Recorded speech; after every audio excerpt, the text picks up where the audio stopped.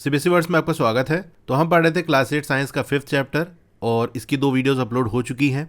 अगर आपने नहीं देखा तो डिस्क्रिप्शन में आपको लिंक मिल जाएगा, वहां से देख सकते हो। आज का हमारा टॉपिक है 5.7 वाइल्ड लाइफ सेंचुरी। पहेली ने एक बोर्ड देखा जिसपे लिखा था Pachmarhi wildlife sanctuary. Professor Ahmad ने एक्सप्लेन किया that killing that is poaching. Poaching कहते हैं गैर कानूनी तरीके से शिकार करना, हंटिंग करना। यानी हंटिंग लीगल तरीके से भी की जाती है जहां परमिशन होती है, लेकिन जब बिना परमिशन के इलीगल तरीके से एनिमल्स को किल किया जाता है तो वो पोचिंग कहलाता है। तो प्रोफेसर अहमद ने एक्सप्लेन किया कि किलिंग और capturing animal in general is strictly prohibited and punishable by law in all such places. तो वाइल्ड लाइफ सेंचुरी में एनिमल्स को किल करना या फिर कैप्चर करना बहुत ही स्ट्रिक्टली प्रोहिबिट किया जाता है, बहुत सख्ती से मना होता है और कानूनी तौर पे इसके लिए आपको सजा भी मिलेगी अगर आप एनिमल्स को किल करते हो या फिर कैप्चर करते हो। Wildlife sanctuary like reserve forest provide protection and suitable living conditions to wildlife animals. अब वाइल्ड लाइफ सेंचुरी भी अलग अलग टाइप की होती है, डिपेंड करता है वो कहाँ पर है, किस जगह पर लोकेटेड है, फॉरेस्ट के अंदर है या फिर कोई ग्रास लैंड है, बड़े बड़े घास के मैदान है, वहाँ की वाइल्ड लाइफ को प्रोटेक्ट करने के लिए आपने वाइल्ड लाइफ सेंचुरी बनाई है, या फिर कोई वेट लैंड है। ठीक है, तो यहाँ जो बात की जा रही है वो रिजर्व फॉरेस्ट की बात की जा रही है, यानी ऐसे फॉरेस्ट जिनको रिजर्व कर दिया गया है और वाइल्ड लाइफ सेंचुरी का नाम दे दिया गया है। तो जब किसी फॉरेस्ट एरिया को हम वाइल्ड लाइफ सेंचुरी बना देते हैं तो उससे ये होता है कि वहाँ की जो रहने वाले वाइल्ड एनिमल्स हैं उनको प्रोटेक्शन मिल जाती है और सूटेबल लिविंग कंडीशन मिल जाती है, यानी जैसे कंडीशन उनको जिंदा रहने के लिए, जीने के लिए चाहिए वो मिल जाती है। उन्होंने यह भी बताया कि जो लोग इन वाइल्ड लाइफ सेंचुरीज के अंदर रहते हैं तो उनको अलाउ होता है कुछ एक्टिविटीज़ करना, जैसे अपने जानवरों को ग्रेजिंग करा सकते हैं, चरा सकते हैं, मेडिसिनल प्लांट्स को कलेक्ट कर सकते हैं, फायरवुड को कलेक्ट कर सकते हैं। ठीक है, तो जो वहाँ रहते हैं उनको ये छूट मिली होती है कि इस तरह का कुछ काम कर सकते हैं, क्योंकि वहीं रहते हैं भाई, वो कहाँ जाएंगे, तो ज़रूरत की चीज़ें जंगल से ही ले सकते हैं। Some of the threatened wildlife animals. अब ये थ्रेटेंड वाइल्ड लाइफ एनिमल्स क्या होते हैं? देखो, ऐसे एनिमल जिनकी पॉपुलेशन काफ़ी कम है, दिन ब दिन कम होती जा रही है और इस बात का खतरा है कि वो दुनिया से बिल्कुल ख़त्म ही हो जाएंगे, कहीं पर भी आपको मिलेंगे ही नहीं, तो वो थ्रेटेंड एनिमल्स होते हैं, यानी उनकी स्पीशीज़ काफ़ी खतरे में है। जैसा कि ब्लैक बक हो गया, सलमान खान का जो केस था ना वो इसी ब्लैक बक से रिलेटेड था और डिस्ट्रिक्ट कोर्ट ने तो इनको 5 साल की सज़ा भी सुना दी थी, लेकिन अभी केस हाई कोर्ट के अंदर चल रहा है। वाइट आइड बक हो गया, elephant, golden cat, pink headed duck, घड़ियाल, marsh crocodile, python, rhinoceros etcetera are protected and preserve in our wildlife sanctuaries. तो ये सब जो एनिमल्स हैं जिनकी पॉपुलेशन बहुत ज़्यादा नहीं है, ये काफ़ी कम है और इनको अगर नहीं बचाया गया तो दुनिया से ही ख़त्म हो जाएंगे, तो इनको हमारी वाइल्ड लाइफ सेंचुरी के अंदर प्रोटेक्ट किया जाता है, प्रिजर्व किया जाता है ताकि इनको कोई नुकसान ना पहुंचा सके। Indian sanctuaries have unique landscapes.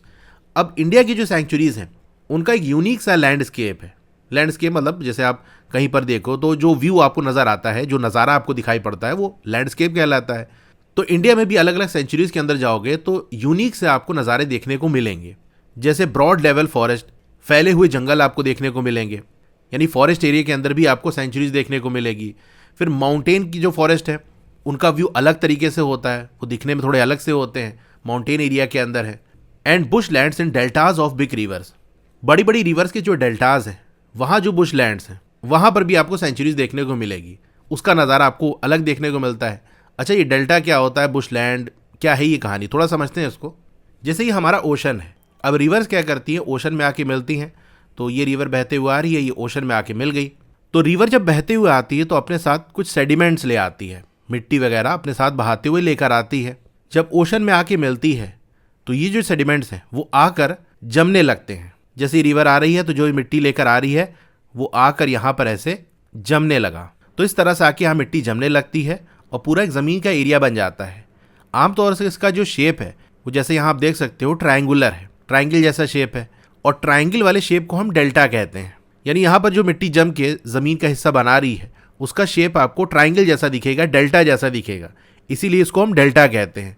अब रिवर जो मिट्टी लेके आई थी वो काफ़ी फर्टाइल होती है, तो यहाँ पर पेड़ पौधे उगने लगते हैं। अब यहाँ पर बड़े बड़े ट्रीज भी ग्रो हो सकते हैं, तो वो फॉरेस्ट जैसा दिखेगा। अगर बुशेज यहाँ ग्रो हो रही हैं, झाड़ियाँ यहाँ ग्रो हो रही हैं, तो उसको हम बुश लैंड कहेंगे। यही बात यहाँ लिखी है कि इंडिया में आपको बुश लैंड भी देखने को मिलेंगे बड़ी बड़ी रिवर के डेल्टाज में। इट इज़ पिटी, पिटी मतलब दया खाना, तरस आना, यानी इस बात पे तरस आता है that even protected forest are not safe because people living in the neighbourhood encroach upon them and destroy them. तो इस बात पे तरस आता है कि जो प्रोटेक्टेड फॉरेस्ट हैं वो भी सेफ नहीं है। यानी अभी तक जो आप पढ़ते हुए आ रहे हो उसमें तो आपको ये फील हुआ होगा कि प्रोटेक्टेड एरिया बना देने से काम बन जाएगा, लोग शिकार नहीं करेंगे, कोई नुकसान नहीं पहुंचाएंगे और बढ़िया रहेगा। लेकिन ऐसा नहीं है। नियम कानून बने हैं लेकिन लोग फॉलो नहीं करते। आसपास के जो लोग हैं प्रोटेक्टेड फॉरेस्ट के, वो कब्जा कर लेते हैं और उसको डिस्ट्रॉय कर देते हैं। मतलब चुपके से पेड़ ही काटने लगे या कोई एनिमल का शिकार करने लगे। तो है तो भले प्रोटेक्टेड एरिया, लेकिन सही मानो प्रोटेक्शन नहीं हो पा रही है। अब बच्चों को उनके जू का जो विजिट है वो याद कराया गया। उन्होंने याद किया कि जू भी एक ऐसी जगह होती है जहां एनिमल्स को प्रोटेक्शन दी जाती है। भाई एनिमल वगैरह पिंजड़े में बंद रहते हैं तो प्रोटेक्ट रहते हैं, कोई नुकसान नहीं पहुंचा सकता। तो बूझो के मन में क्वेश्चन आ गया, what is the difference between a zoo and a wildlife sanctuary. तो वाइल्ड लाइफ सेंचुरी के अंदर भी हम वाइल्ड लाइफ को प्रोटेक्शन देते हैं और जू में भी प्रोटेक्शन दे रहे हैं, तो इन दोनों में डिफरेंस क्या हुआ। तो चलिए इसका प्रॉपर आंसर मैं आपको लिखा देता हूँ, समझा देता हूँ। तो इसका आंसर ऐसा आप टेबल बना के दे सकते हो। पहले कॉलम में जू लिख लेना, दूसरे में वाइल्ड लाइफ सेंचुरी। तो जू के अंदर एनिमल्स को केजेस के अंदर, यानी पिंजड़े के अंदर रखा जाता है या रिस्ट्रिक्टेड स्पेसेस के अंदर, यानी ऐसी जगह जहां से वो बाहर नहीं निकल सकते या उसके अंदर कोई जा नहीं सकता।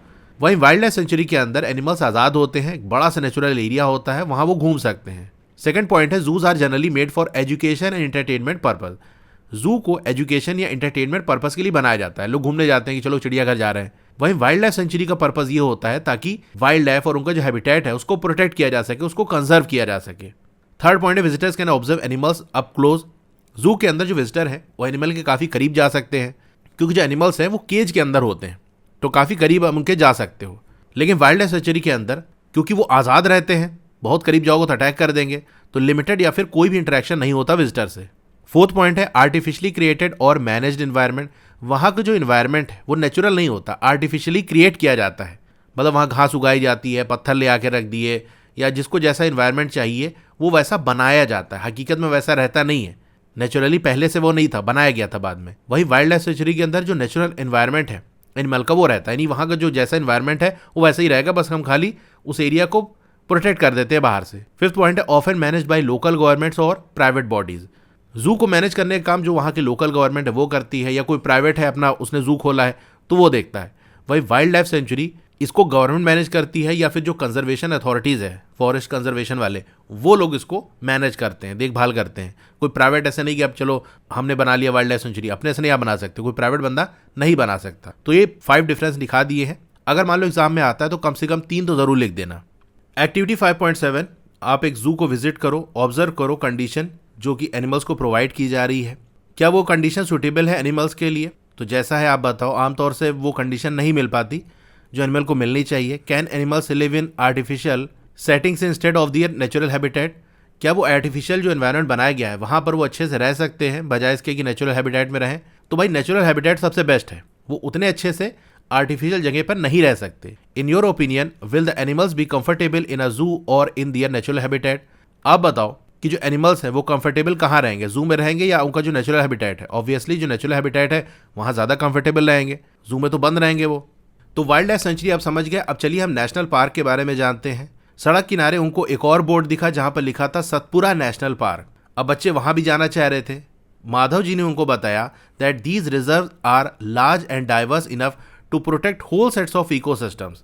तो माधव जी ने उनको बताया कि देखो ये जो एरियाज हैं, ये रिजर्व किए गए हैं, बड़े एरिया हैं और इतने डाइवर्स हैं, यानी इतने अलग अलग तरीके के प्लांट्स और एनिमल्स यहाँ पाए जाते हैं कि पूरे इकोसिस्टम को बचाया जाता है, यानी यहाँ का जो पूरा इन्वायरमेंट है उसको बचाया जाता है। दे प्रिजर्व फ्लोरा, फोना, landscape and historical objects of an area. तो ये पॉइंट याद रखना, नेशनल पार्क के अंदर सिर्फ वाइल्ड लाइफ पे फोकस नहीं होता। वाइल्ड लाइफ को तो बहुत स्ट्रिक्टली बचाया जाता है, रूल एंड रेगुलेशन काफ़ी स्ट्रिक्ट रहते हैं, लेकिन वाइल्ड लाइफ के साथ वो सारी चीज़ें जो वाइल्ड लाइफ से जुड़ी हुई हैं उनको भी बचाया जाता है। तो वहाँ का फ्लोरा, वहाँ का फोना और वहाँ का जो लैंडस्केप है, जो नज़ारा है, यानी देखने में जो भी चीज़ें नज़र आ रही हैं सबको बचाया जाता है।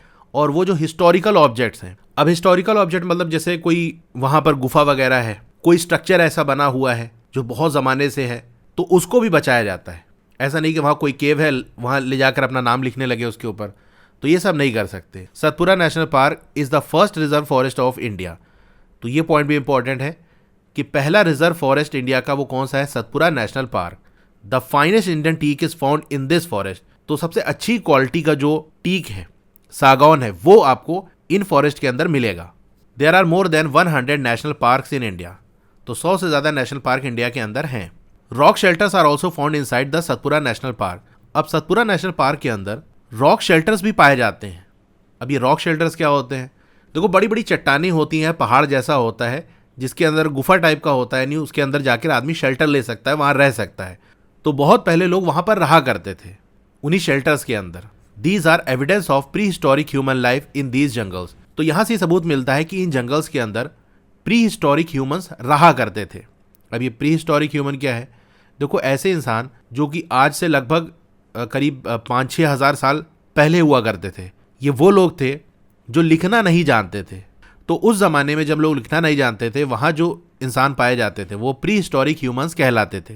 तो रॉक शेल्टर से ये सबूत मिलता है कि प्री हिस्टोरिक ह्यूमंस इन जंगल में पहले रहा करते थे। This give us an idea of the life of primitive people. तो वहाँ से आइडिया हमको मिलता है कि बहुत पहले के जो लोग हैं वो कैसे रहा करते थे। Rock paintings are also found in these shelters. अब इन शेल्टर्स के अंदर रॉक पेंटिंग्स देखने को मिलती है, यानी चट्टानों पे पेंटिंग बनी है। तो वहाँ से आइडिया लग गया कि हाँ यहाँ पर लोग रहा करते थे, और कोई लिखी हुई चीज़ नहीं मिली। उससे ये आइडिया मिला कि यहाँ जो लोग रहते थे वो लिखना नहीं जानते थे। ये उस ज़माने की बात है जब लोग लिखना नहीं जानते थे, इसीलिए उन्होंने पेंटिंग्स बनाई थी। ऐसी टोटल 55 रॉक शेल्टर्स हैं जो कि आइडेंटिफाई की गई है पचमढ़ी बायोस्फीयर रिजर्व के अंदर। अच्छा, आप सोच रहे हो कि उन पेंटिंग्स में क्या बना रहा होगा? Figures of animals and man fighting, hunting, dancing, and playing musical instruments are depicted in these paintings. Many tribals still live in the area. बहुत से आदिवासी अभी भी उस एरिया के अंदर रहते हैं। अब बच्चे आगे बढ़े और उन्होंने बोर्ड देखा सतपुरा टाइगर रिजर्व। माधव जी ने एक्सप्लेन किया कि प्रोजेक्ट टाइगर को लॉन्च किया गया था गवर्नमेंट के द्वारा ताकि टाइगर्स को प्रोटेक्ट किया जा सके कंट्री के अंदर। The objective of this project was to ensure the survival and maintenance of the tiger population in the country. अब इस प्रोजेक्ट का जो ऑब्जेक्टिव था, जो मकसद था, वो ये था कि जो टाइगर की पॉपुलेशन है वो सर्वाइव कर सके, जिंदा रह सके। क्योंकि हो ये रहा था कि टाइगर की पॉपुलेशन दिन ब दिन कम होती जा रही थी। इसका मतलब क्या? वो जिंदा नहीं रह पा रहे, सर्वाइव नहीं कर पा रहे, ऐसी कंडीशन उनको नहीं मिल रही है। तो वो जिंदा रह सके ऐसी कंडीशन प्रोवाइड करें और उनका मेंटेनेंस कर सके, देखभाल कर सके, ताकि उनकी पॉपुलेशन कम ना हो बल्कि बढ़े। अब बूझो पूछ रहा है कि क्या टाइगर अभी भी पाए जाते हैं इन फॉरेस्ट के अंदर? I hope I can see a tiger. The answer is yes. भाई टाइगर रिजर्व बना है तो टाइगर होगा ही ना इसके अंदर। Tiger is one of the many species which are slowly disappearing from our forest.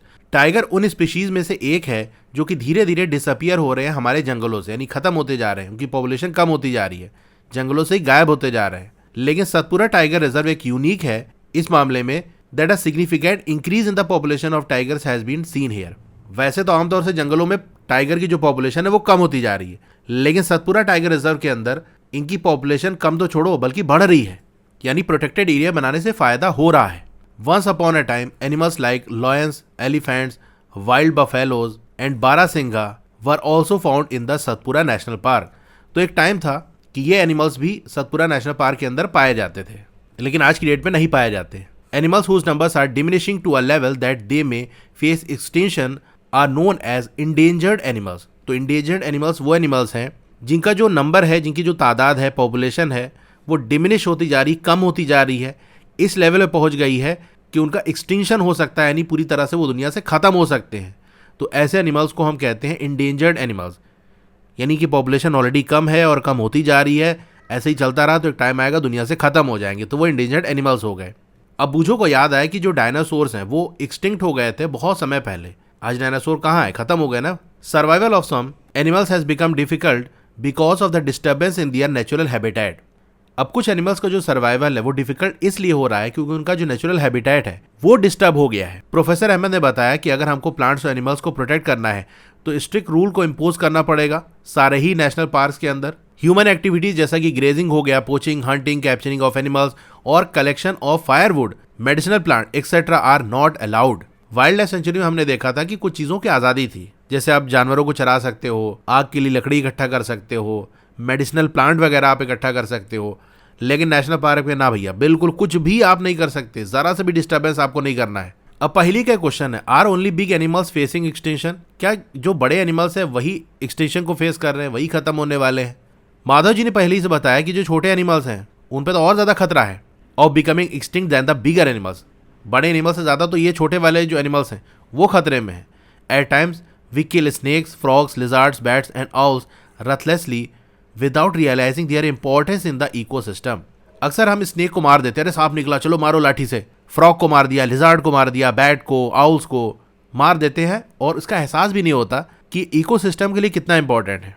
अब लोग स्नेक को मार देते हैं कि भाई स्नेक का क्या काम, क्या फ़ायदा, तो स्नेक बड़े काम के होते हैं, ये फार्मर्स के फ्रेंड की तरह काम करते हैं। होता ये है कि जो रैट्स हैं, चूहे हैं, वो अक्सर बिल बनाकर खेतों के अंदर घुस जाते हैं और अंदर से फसल खाते रहते हैं, काटते रहते हैं। तो बहुत सी जगह ऐसा होता है कि बाकायदा उन बिल के अंदर सांप को छोड़ा जाता है ताकि उन चूहों को पकड़ ले वो।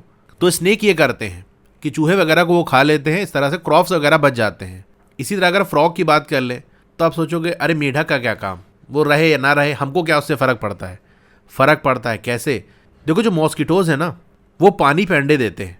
ये फ्रॉग क्या करते हैं, मॉस्किटो को खाते हैं और सबसे बड़ी चीज़, इन मॉस्किटो के जो अंडे हैं उनको खा लेते हैं। बहुत ज़्यादा अमाउंट में मॉस्किटो अंडे देता है तो एक बार में खा लिया, तो इससे ये होता है कि जो मच्छरों की पॉपुलेशन है वो कम रहती है।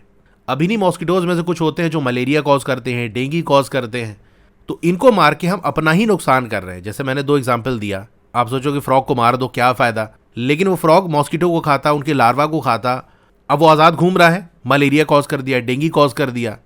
दे might be small in size but their role in the ecosystem can not be ignored. वो छोटे हो सकते हैं लेकिन इकोसिस्टम के अंदर इनका जो रोल है उसको नज़रअंदाज नहीं किया जा सकता।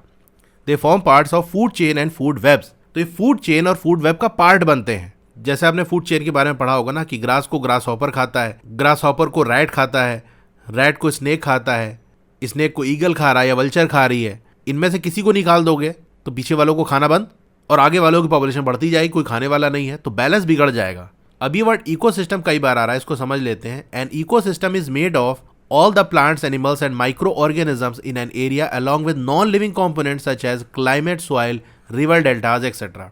तो जो इकोसिस्टम है वो बना होता है प्लांट, एनिमल या माइक्रो ऑर्गेनिज्म जो किसी एरिया के अंदर पाए जाते हैं। इसके साथ साथ वो नॉन लिविंग थिंग्स जो प्लांट्स, एनिमल्स या माइक्रो ऑर्गेनिजम्स को किसी तरीके से हेल्प करती है, जैसे क्लाइमेट है, सॉइल है, भाई मिट्टी नहीं होगी तो प्लांट कहाँ लगाओगे, रिवर डेल्टाज है, यहाँ पर भी प्लांट्स, ट्रीज ग्रो होते हैं। तो ये सब मिलाकर आपका इकोसिस्टम बनता है। ये बायोस्फीयर का एक पार्ट है। बायोस्फीयर में क्या है कि पूरे अर्थ पे जहां पर भी जो भी लिविंग थिंग है वो आपका बायोस्फीयर के अंदर आया। इकोसिस्टम बायोस्फीयर का ही एक छोटा सा पार्ट है। यानी यहाँ पर हम पूरे अर्थ की नहीं बात करते, किसी एक एरिया की बात करते हैं। जैसे एक फॉरेस्ट एक पूरा इकोसिस्टम है, पॉन्ड एक पूरा इकोसिस्टम है, क्योंकि पॉन्ड्स के अंदर फिशेस हैं, इंसेक्ट हैं, अंदर प्लांट भी ग्रो होते हैं। तो वहाँ जो लिविंग ऑर्गेनिज्म एक छोटा सा एरिया वो आपका एक इकोसिस्टम कहलाता है। सिंपल सा आप यही याद रखना कि इकोसिस्टम बायोस्फीयर का ही एक छोटा सा हिस्सा है, उसी का एक पार्ट है। एग्जाम्पल्स ऐसे समझ सकते हो, जैसे पूरा स्कूल वो आपका बायोस्फीयर है और उसमें जो अलग अलग क्लास है वो अलग अलग इकोसिस्टम है। स्कूल के अंदर भी बच्चे पढ़ने जाते हैं, क्लास में भी बच्चे पढ़ते हैं, लेकिन क्लास स्कूल का ही एक पार्ट है। उसी तरह से इकोसिस्टम बायोस्फीयर का ही एक पार्ट है। अब बुझो कह रहा है I wonder if there is any record of all endangered species. क्या ऐसा कोई रिकॉर्ड बनाया गया है जहाँ जितनी भी इंडेंजर्ड स्पीशीज हैं उनका नाम लिखा हो कि भाई ये जो है वो खतरे में है, इनकी पॉपुलेशन कम हो रही है, दुनिया से खत्म हो सकते हैं। तो हाँ, ऐसा है। अब इसी के बारे में जानते हैं। 5.9 red data book. Professor Ahmad ने एक्सप्लेन किया रेड डाटा बुक के बारे में बच्चों को। उन्होंने बताया कि जो रेड डाटा बुक है is a source book which keeps a record of all endangered animals and plants. तो जितने भी इंडेंजर्ड प्लांट्स और एनिमल्स हैं उनका रिकॉर्ड इस बुक के अंदर रखा जाता है। Red data book is maintain internationally by an organisation. अब इसका रिकॉर्ड मेंटेन कौन करता है, कौन इसमें नाम लिखता है, या किसी की पॉपुलेशन बढ़ गई, इंडेंजर्ड कैटेगरी से वो निकल गए तो उसका नाम को हटाना, ये काम कौन करता है? तो इंटरनेशनल लेवल पे एक ऑर्गेनाइजेशन बनाई गई है, वो करती है। उसका नाम है international union for conservation of nature, IUCN। India also maintain red data book. India अपना अलग से भी रेड डाटा बुक मेंटेन करती है ताकि जो इंडिया के अंदर प्लांट्स और एनिमल्स पाए जाते हैं जो इंडेंजर्ड हैं उनका नाम उसमें नोट रहता है। 5.10 migration.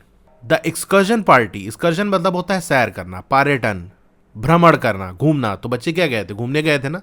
Then enters deeper into forest under the guidance of Madhav ji. और गहरे जंगल के अंदर वो पहुंच गए माधव जी के गाइडेंस में। They sit near the Tawa reservoir to relax for some time. तो मैप में आपके मेंशन है तवा रिजर्वायर, यानी वहां पर पानी भरा हुआ है, एक लेक टाइप का है। तो तवा रिजर्वायर के करीब वो लोग आराम करने के लिए बैठ गए कि चलो कुछ टाइम आराम कर लेते हैं। पहेली ने कुछ बर्ड्स को ऑब्जर्व किया रिवर के किनारे। माधव जी ने बच्चों को बताया कि ये माइग्रेटरी बर्ड्स हैं। These birds have flown here from other parts of the world. यानी ये यहाँ की लोकल नहीं है, दुनिया के दूसरे हिस्से से उड़ कर आई हैं, यानी माइग्रेट की हैं। जब एक जगह से आदमी दूसरी जगह जाता है तो उसको कहते हैं माइग्रेशन। तो ये बर्ड्स भी दुनिया के अलग अलग हिस्सों से यहाँ पर आई हैं माइग्रेट करके। अब माइग्रेटरी बर्ड्स दूर दूर एरियाज के अंदर फ्लाई करती हैं हर साल एक पार्टिकुलर टाइम पे। क्यों ऐसा करती हैं? Because of climate changes. यानी जहाँ की वो रहने वाली हैं वहाँ का क्लाइमेट चेंज हुआ, मौसम चेंज हुआ, ऐसा हो गया कि अब भैया यहाँ रहने लायक नहीं है, तो फिर वहाँ से वो माइग्रेट कर जाती हैं, ऐसी जगह आ जाती हैं जहाँ पर वो अच्छे से रह सके। They fly for laying eggs as their weather in their natural habitat become very cold and inhospitable. तो एक रीजन उनके उड़ के आने का ये होता है कि उनको अंडे देना होता है। अब जो उनका नेचुरल हैबिटेट है, जहाँ की वो रहने वाली है, वहाँ का जो वेदर है वो बहुत ठंडा हो जाता है और ऐसा कि वहाँ रहा नहीं जा सकता, तो फिर वहाँ से दूसरी जगह चले जाती हैं जब तक कि टेम्परेचर फिर से नॉर्मल ना हो जाए। जब नॉर्मल हो जाता तो चले जाती हैं। तो अंडा देने के लिए भी लोग यहाँ आ जाती है दूसरी जगह। मतलब birds who cover long distance to reach another land are known as migratory birds. तो वो बर्ड्स जो लंबी लंबी डिस्टेंस ट्रेवल करती हैं ताकि दूसरी जमीन तक पहुंच सके, उनको हम माइग्रेटरी बर्ड्स कहते हैं।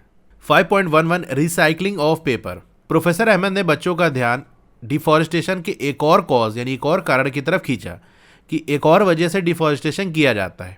उन्होंने बताया कि 17 फुल ग्रोन ट्रीज यानी 17 ऐसे ट्री जो पूरी तरह से ग्रो हो चुके हैं, बड़े हो चुके हैं, उनका यूज किया जाता है 1 टन पेपर बनाने के लिए। यानी 1000 किलो पेपर बनाना है तो उसके लिए 17 पूरे बड़े से जो ट्री हैं उनको कट किया जाता है, तब जाके पेपर बनता है उससे। इसीलिए हमको पेपर बचाना चाहिए। प्रोफेसर अहमद ने यह भी बताया कि पेपर को हम रिसाइकिल कर सकते हैं 5 to 7 टाइम्स यूज करने के लिए। रिसाइकलिंग हो सकता है आपने की हो, हम लोग के टाइम में तो स्कूल में कराया गया था कि जो पुराने पेपर है उनका यूज करके कार्डबोर्ड बनाओ या उससे पेपर भी बनाया जाता है। तो 5 से 7 बार हम पेपर वापस से बना सकते हैं। अगर हर स्टूडेंट सेव करे कम से कम 1 शीट ऑफ पेपर 1 दिन के अंदर, तो बहुत सारे ट्रीज हम 1 साल के अंदर बचा सकते हैं। We should save reuse paper and recycle it. तो हमें पेपर को सेव करना है, बचाना है, रीयूज करना है। अब रीयूज कैसे कर सकते हो? अब देखते हो पेपर वगैरह से लिफाफे बनाए जाते हैं या और चीज़ें बनाई जाती हैं। तो आप कबाड़ वाले को बेच दोगे तो वो कबाड़ वाला ऐसे लोगों को देगा जो लिफाफे वगैरह बनाते हैं। तो एक तरह से वो पेपर फिर से यूज़ में आ जाएगा। पहले तो बचाना है कि कम से कम इस्तेमाल हो। अगर इस्तेमाल हो गया तो उसको ऐसा नहीं कि हमने जला दिया या उसको ऐसे कूड़े में फेंक दिया, तो वो तो बेकार हो जाएगा, फिर वो नुकसान हो जाएगा उसका। लेकिन अगर हम कबाड़ वाले को बेच देंगे तो वो फिर से यूज़ हो जाएगा। या उसको रिसाइकिल कर दिया जाता है, यानी उससे फिर से पेपर बना दिया जाता है। By this we do not only save trees but also save energy and water needed for manufacturing paper. तो इससे सिर्फ ऐसा नहीं कि हम ट्रीज को बचा रहे, बल्कि वो ताकत और वो वाटर जो कि पेपर को बनाने के लिए इस्तेमाल हो रहा है उसको भी हम बचा लेते हैं। इसके साथ साथ जो हार्मफुल केमिकल्स हैं पेपर बनाने के लिए जो यूज़ होते हैं वो भी कम हो जाएगा। अच्छा, यहाँ पहली का क्वेश्चन है उसको हम देख लेते हैं। What would happen if we had no wood? अगर हमारे पास लकड़ी ना हो तो क्या होगा? Is there any alternative available to wood? क्या लकड़ी का कोई अल्टरनेटिव है? बिल्कुल, बहुत सारी चीज़ें हैं जो लकड़ी की जगह इस्तेमाल की जा सकती हैं। ऐसा नहीं कि लकड़ी ना होगी तो कुछ काम ही नहीं चलेगा हमारा। आप स्टील यूज़ कर सकते हो, प्लास्टिक यूज़ कर सकते हो, बैम्बू यूज़ कर सकते हो। बहुत सारी चीज़ें लकड़ी की जगह यूज़ की जा सकती हैं। अब जैसे आजकल लोग कबर्ड बनवा रहे हैं, वार्डरोब बनवा रहे हैं, तो लकड़ी का ना यूज़ करके दूसरी चीज़ों का यूज़ कर लें। जैसे मैंने बनवाया तो एल्युमिनियम का बनवाया। I know that paper is one of the important products we get from forest. I wonder whether there are any alternatives available for papers. तो पहली कह रही है कि पेपर फॉरेस्ट का एक इंपॉर्टेंट प्रोडक्ट है, लेकिन मैं ये सोच रही हूँ कि क्या पेपर का भी कोई अल्टरनेटिव है? देखो, हमारा टाइम तो डिजिटल टाइम है। आजकल पेपर की जगह हम डिजिटली चीज़ों का रिकॉर्ड रख सकते हैं। जैसे पहले ऑफिस वगैरह के अंदर पूरा फाइल बनाई जाती थी, आज देखो सारा कंप्यूटराइज सिस्टम हो गया। सारा कंप्यूटर के अंदर ही चीज़ें फीड की जा रही हैं। टैबलेट्स का यूज़ किया जा रहा है, उससे भी पेपर बच रहा है। या सिर्फ रफ करने के लिए भी स्लेट्स आती हैं, उससे भी पेपर बच जा रहा है। अब तो ऐसे भी पेपर बनाए जा रहे हैं, मार्केट के अंदर अवेलेबल है, जो बिना ट्री का यूज़ किए बने हैं। यानी जो आपका क्रॉप्स वगैरह है वहाँ से कुछ मटेरियल बचता है, उससे चीज़ें बना रहे हैं। इसके बारे में रिसर्च करोगे तो और डिटेल आपको पता चल जाएगी। अब बूझो पूछ रहा है कि क्या कोई परमानेंट सोल्यूशन है इस डिफॉरेस्टेशन की प्रॉब्लम का? तो हाँ, बिल्कुल, इसका उल्टा काम कर लो, रिफॉरेस्टेशन करो। जंगल खत्म किया जा रहा है ना, तो जंगल में पेड़ लगाते जाओ, वापस से जंगल रिस्टोर हो जाएगा। जितना आप जंगल से ले रहे हो उतना उसको वापस करते जाओ, यही है परमानेंट सोल्यूशन। क्योंकि हम यूज़ करना तो बिल्कुल बंद नहीं कर सकते कि जंगल से कोई सामान ही ना लें। तो अगर हम वहाँ से चीज़ें यूज़ कर रहे हैं तो उनको वापस भी करें। तो हमारा लास्ट टॉपिक यही है, 5.12 रिफॉरेस्टेशन। प्रोफेसर अहमद ने सजेस्ट किया कि डिफॉरेस्टेशन का आंसर ये है कि हम रिफॉरेस्टेशन करें। Reforestation is restocking of the destroyed forest by planting new trees. तो रिफॉरेस्टेशन क्या है कि जो फॉरेस्ट डिस्ट्रॉय हो चुके हैं उनकी रीस्टॉकिंग करें, यानी जो चीज़ें खत्म हो गई हैं उनको वापस से भरें। कैसे करेंगे भाई? ट्रीज हम कट कर रहे हैं तो वापस से ट्री को प्लांट कर दें। अब इसमें भी एक बात का ध्यान रखना है, जो ट्री प्लांट किया जा रहा है वो आमतौर से उसी स्पीशीज़ का होना चाहिए जो उस फॉरेस्ट के अंदर पाए जाते हैं। यानी जैसा पेड़ काटा गया है वैसा ही पेड़ उगाया जाए तो सही है। मान लो ऐसा पेड़ आपने जाकर लगा दिया जो उस एरिया में पाया नहीं जाता था, तो उससे नुकसान हो सकता है। We should plant at least as many trees as we cut. तो जितना हम ट्री कट कर रहे हैं तो कम से कम उतना ट्री तो हमको उगाना ही चाहिए। Reforestation can take place naturally also. अच्छा, रिफॉरेस्टेशन नेचुरली भी हो सकता है, अपने आप भी हो सकता है। अगर जो डिफॉरेस्टेड एरिया है उसको डिस्टर्ब ना किया जाए, ऐसे ही छोड़ दिया जाए, तो ये रीस्टैब्लिश कर लेता है अपने आप को। देखो पहले भी फॉरेस्ट हमने थोड़ी ना लगाया था, वहाँ पहले से ही ट्रीज वगैरह थे, तो अगर हम उसको छोड़ देंगे, डिस्टर्ब नहीं करेंगे, तो जैसे पहली बार उगा था वैसे दोबारा भी आ जाएगा। नेचुरल रिफॉरेस्टेशन के अंदर ह्यूमन का कोई रोल नहीं होता, बस हम डिस्टर्ब नहीं करते, वो ऑटोमेटिक अपना वहाँ से ट्रीज वगैरह ग्रो होने लगते हैं। We have already caused tremendous damage to our forest, हमने पहले ही फॉरेस्ट को बहुत नुकसान पहुँचा लिया है। अगर हम उनको अपने हाल पे छोड़ देंगे तो वो अपने आप को रिस्टोर कर लेंगे, वापस से जो उनकी हालत थी वो हो जाएगी। If we have to retain our green wealth for future generation, planting of more trees is the only option. अगर हमको ग्रीन वेल्थ को रिटेन करना है, यानी इस हरियाली को वापस हासिल करना है अपने आने वाली जनरेशन्स के लिए, अपने आने वाले बच्चों के लिए, तो सिर्फ एक ही रास्ता है कि ज़्यादा से ज़्यादा ट्रीज़ को हम प्लांट करें। प्रोफेसर अहमद ने बताया कि इंडिया के अंदर हमारे पास फॉरेस्ट कंजर्वेशन एक्ट है, यानी ऐसा नियम कानून है जिससे फॉरेस्ट को प्रोटेक्ट किया जाता है। This act is aimed at preservation and conservation of natural forest and meeting the basic needs of the people living इन और नियर द फॉरेस्ट। तो इस एक्ट का मकसद ये है कि जो नेचुरल फॉरेस्ट है उसको प्रिजर्व किया जाए, खतरे से बचाया जाए और कंजर्वेशन की जाए, हर तरीके से उसकी हिफाजत की जाए, और वहाँ जो रहने वाले लोग हैं उनकी जो बेसिक नीड है उसको भी पूरा किया जाए। कुछ देर आराम करने के बाद माधव जी ने बच्चों से कहा कि अब चलो वापस चलते हैं, because it is not advisable to stay in the jungle after sunset, क्योंकि सूरज डूबने के बाद हमें जंगल में नहीं रहना चाहिए, क्योंकि बहुत सारे ऐसे जानवर हैं जो शिकार पे निकल आते हैं, और दूसरी बात अंधेरे की वजह से आपको इतना दिखाई भी नहीं पड़ेगा। जब वापस आ रहे थे तो प्रोफेसर अहमद और बच्चों ने माधव जी को थैंक्स किया कि उन्होंने गाइड किया, और जो एक्सपीरियंस उनकी वजह से हो पाया उसके लिए उन्होंने उनको थैंक्स किया। ठीक है, तो ये टॉपिक भी हमारा कंप्लीट हो गया, इसी के साथ ये पूरा चैप्टर भी हमारा कंप्लीट हो गया। क्लास 8 की और वीडियो देखना चाहते हो तो इस तरह से आपकी वीडियो चली होगी। पहले वीडियो को लाइक कर लो, चैनल को सब्सक्राइब कर लो, मोर पे क्लिक कर देना है, फिर से मोर पे क्लिक कर देना है, तो आपका डिस्क्रिप्शन ओपन हो जाएगा। यहाँ पर आपको मेरे व्हाट्सएप चैनल का लिंक मिल जाएगा, उसको ज्वाइन कर लोगे तो आपको लेटेस्ट अपडेट मिलती रहेगी। डोंट वरी, आपका नाम और फोन नंबर किसी को भी विजिबल नहीं होगा। फिर क्लास 8 की बेस्ट बुक का लिंक मैंने दे दिया है, इस लिंक पे क्लिक करके यहाँ से परचेज कर सकते हो। अब अगर आपको स्टडी मटेरियल चाहिए, जैसे नोट्स हो गया, एक्सरसाइज के सॉल्यूशन हो गया, तो मेरी वेबसाइट विजिट कर सकते हो। और नीचे आओगे तो क्लास 8 मैथ्स की चैप्टर वाइज प्लेलिस्ट मिल जाएगी, जिस चैप्टर की वीडियो देखनी है उसके साथ में जो लिंक है उस पर आप क्लिक करोगे तो उस चैप्टर की प्लेलिस्ट ओपन हो जाएगी। और नीचे आओगे तो और भी जो सब्जेक्ट्स हैं उनकी प्लेलिस्ट का लिंक मिल जाएगा। Okay, thank you.